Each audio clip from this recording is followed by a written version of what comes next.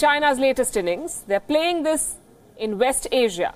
The strategy is the same old one: infrastructure in exchange for energy and free trade. Beijing is putting a lot of resources to expand its One Belt, One Road project, and now it is aiming at making inroads into West Asia with huge investments.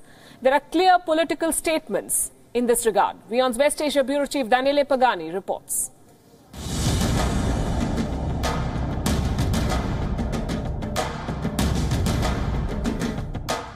The dragon never sleeps, and it moves swiftly. After Central Asia and the African continent, Beijing is now making its way into West Asia. Trade between China and the Arab world have their historic roots. It was there in ancient times when the Ottoman and the Arab Empire were the bridge between the East and the West along the Silk Route. And this is the very trade route Beijing aims to revive. 让我们发扬丝路精神，一步一个脚印儿，朝着目标前行，为实现中亚两大民族伟大复兴，推动建设中亚利益和命运共同体而不懈努力。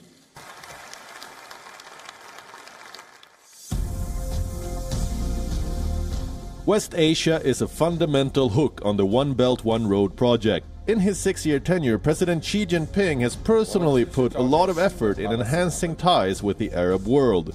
His strategy is based on 4 main pillars: energy cooperation, infrastructures, trade facilitations, and technology. China buys 70% of its oil from the Gulf and is working on free trade. The negotiations regarding creating a free trade zone between the countries of the Gulf Cooperation Council and China are one of the most important pillars of our joint cooperation, especially with the size of commercial trade between GCC countries and China reaching $127 billion, a number that is likely to increase in the light of expanding the areas of cooperation and reinforcing them.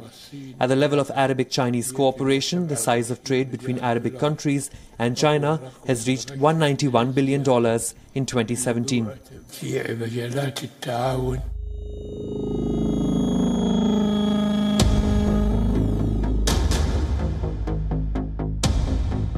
The United Arab Emirates may be the flagship for China's West Asia strategy. The country is the gateway for more than half of Chinese goods into the Arab market.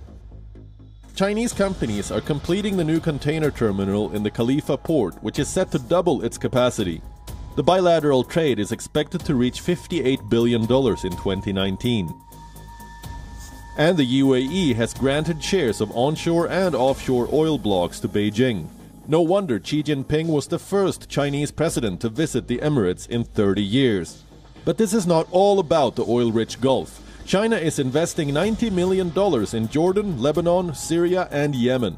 Jordan is in advanced talks with China National Nuclear Corporation to build its first nuclear reactor. Shifting from the traditional non-interference strategy, Beijing has also stepped into the long-standing West Asian issue. 中国在向巴勒斯坦提供1亿元人民币的无偿援助，用于支持巴勒斯坦发展经济、改善民生。中国还将向巴勒斯坦提供紧急人道主义援助。 Palestine imports $500 million worth of Chinese goods every year. China is the second largest supplier to the isolated Gaza Strip. Beijing supports the establishment of an independent Palestinian state with East Jerusalem as its capital.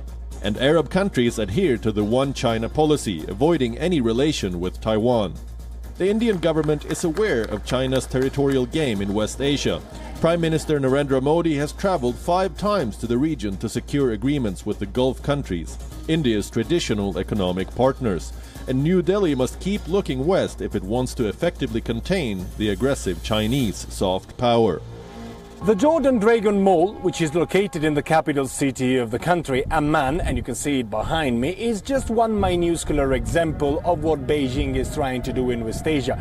They are building infrastructures and they are trying to facilitate the trade exchange as much as possible. They see in the entire West Asia a fundamental part of the One Belt, One Road project, but also a very large market where the Chinese goods can find a very good place because of their competitive prices.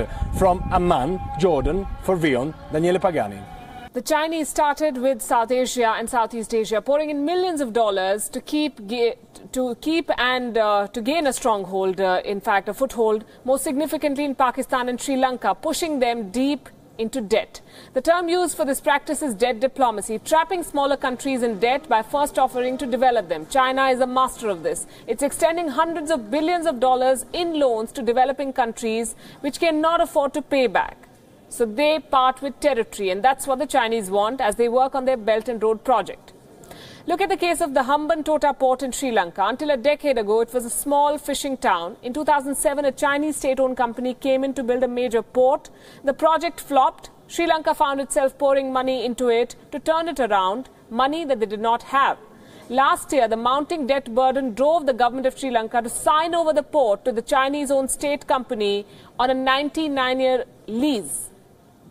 China tried to convert its economic loss into geopolitical gain, and this was just one example. But this is not a viable strategy for the long term. The debt is mounting. China's overall debt burden stands at nearly 300% of its GDP. That's twice of what it was 10 years back in 2008. The shadow banking sector in China is estimated at $20 trillion. US dollars. What is the shadow banking system? It refers to unregulated activities by regulated institutions. Non-performing assets at Chinese banks are capped at close to 450 billion US dollars. The value of the Chinese currency vis-a-vis the US dollar has declined 10% since April this year. The ongoing trade war between America and China is further worsening this. China's splurge on smaller economies basically is now threatening its own. But China vehemently denies charges of trapping countries like Sri Lanka in debt, calling it false proposition and false propaganda by the Western media. Beijing claims that these projects are in fact in the interest of the countries which are getting this aid. China's ambassador to India went into an overdrive on Thursday. He's rejected the so-called debt trap charges. Ambassador Luo Zhuahui tweeted, and I quote, "Some facts on so-called debt trap of Pakistan. According to official data released by Pakistan, about 70% of increase in its public debt was domestic and internal, 42% of its foreign debt from multilateral financial institutions, 18% from the Paris Club, only 10% from China."